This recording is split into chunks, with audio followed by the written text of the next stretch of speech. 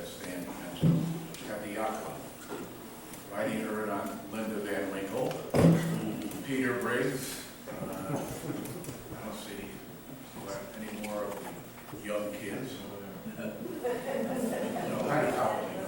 Oh, thanks, Anyways, and Mary Clark, who's been alluded to 2 or 3 times, a marvelous young lady, was the house chairman and my boss. And it's a pleasure to have her boss. I came here, the yacht club was a lot different than it is today. The entire yacht club was about the size of what the junior yacht club building is today. Off the side was a little room, lean-to room, which was the kitchen in my quarters. We got underway for the season and things were fairly uneventful. I guess from a personal standpoint, I did have a rather interesting experience July 4th weekend. I met a young lady that has now been my wife for 44 years. So that was eventful. I guess the next eventful thing that happened was, as Billy mentioned, the latter part of the summer, we had a visit from another young lady called Hurricane Carol. As I mentioned, I was living here at the yacht club, and Duncan Henderson came down one evening, and as Harry said to Billy, "Hey, you better get out." Anybody knew Duncan Henderson? We did not argue about it. Marvelous individual. I had a little side note on that. There was no water, hot water, in the yacht club in those days. So to take a shower, I took it in cold water. Duncan said, "You don't want a cold water shower." So every night I go up after my duties at the club and take a hot shower at the Henderson's house. He always had a drink for me afterwards. Still remember Duncan for that. Anyways, he said, "You gotta get out there. We got a big storm coming." So Bobby Master was here, staying with her mother at the, now their home, Mrs. Howell's house. And she said, "Well, come and stay at our house." But what you didn't know, I was like the man who came to dinner. I spent 3 weeks there. And they had a maid from a young lady they brought up from Florida, from the South, named Mary, the cook and housekeeper. And boy, I tell you, the food there was a lot better than I made it myself. Anyways, yes, the next morning we got up, and Duncan and I went down. We really couldn't get down to the yacht club. It was about 7, 8 o'clock in the morning. The water was already up, just awash on the ground. And so we went back and we sat around at the house in Mrs. Holt's house. Arthur and the family were there. Of course, Bobby was there with the 3 Master children. And a woman named McDonald was there with her daughter, Nancy Sterling, who was about 8 months pregnant with a baby. I had horrible thoughts of anything happened during the time there, during the hurricane, I don't know whatever. Anyways, it finally subsided, and we came down. And actually, before it subsided, it got down a little bit. The water was, probably 3 feet deep on the first floor of the yacht club. And I stood up on the hill with the woman who became my mother-in-law. We watched, the front of the yacht club was bashed in. The back of the yacht club was kind of hinged on the top. And a wave would go through, and then back it up, and back down. You couldn't believe your eyes. Back. So finally, when the water subsided,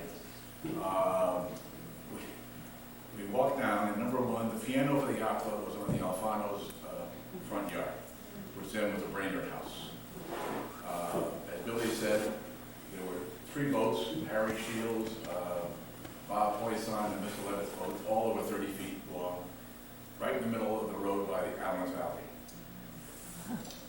Most of the furniture from the yacht club was over in on Andrews and Dodge Island. The fleet, we had Jones' boat, and my father-in-law had owned a water boat 10 days earlier, and that was gone. The whole Cape Cod knockabout fleet was gone, and the Cape fleet was gone. The little boat that we had for the club launch called the Puttle Duck was the engine and one side, the starboard side was against the wall over here. So a bunch of the fellows helped me get brought up and put that down in front of the yacht club to use for the Thursday night picnic. So that was the centerpiece of the Thursday night picnic. Edie said to mention some anecdotes. I guess one of the great anecdotes I've learned all these years of the hurricane of '54. We were down here milling around afterwards, and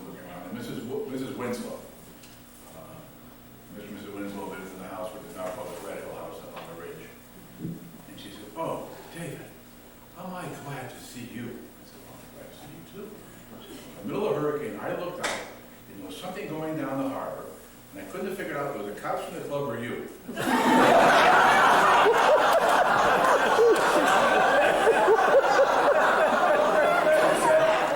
said, obviously, David, it was a couch.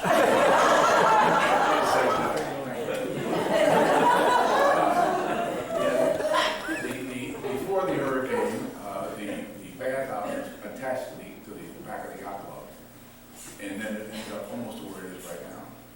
I got to my room, and off my room was what was then the 1954 version of Frisbee locker, with the toilet paper and the paper towels and the charcoal and the paint and all. I looked in the room, the bed was still there, and there was about mush about. I don't know, that's like a mush about sodium on the floor of paper towels, toilet paper, charcoal. I have one little story I want to tell, though, the spirit of Mason's Island Yacht Club. It came through then, it's coming through today. The gentleman who was the treasurer of the yacht club at the time was Ed Lockey. Ed was a finance man with Lobo and was used to the numbers. And he apparently was pulling his hair out because the yacht club just could not afford, even with insurance, to rebuild. The danger was so devastating. So unbeknownst to Ed, the flag officers, Len Moore, Margo's father, Arthur Roberts, Wes Manning, got together and they went around and had contributions put into a fund to help rebuild the yacht club. Ed was not aware of this at all. About 7 o'clock one morning, it was arranged that we would all meet in front of the Glocky house, which became the Roberts house on the side of the gate, and to surprise Ed with a phony check that was backed up by money of what was raised in the yacht club family to rebuild the yacht club. Ed was still asleep. We'd all got in the backyard. There must have been 40 or 50, maybe 100 people, I'm sure. Made a lot of racket. What's all that noise out there? And Len Moore said, here's the money to rebuild the yacht club, Ed. We're solid. And we're seeing it today, not to get into a commercial because we're the property owner. That's the spirit of Mason's Island Yacht Club. And it means a lot of good can come out of some bad, because the hurricane all pulled us together, and a lot of good, and you're seeing a lot of good right now. Thank you.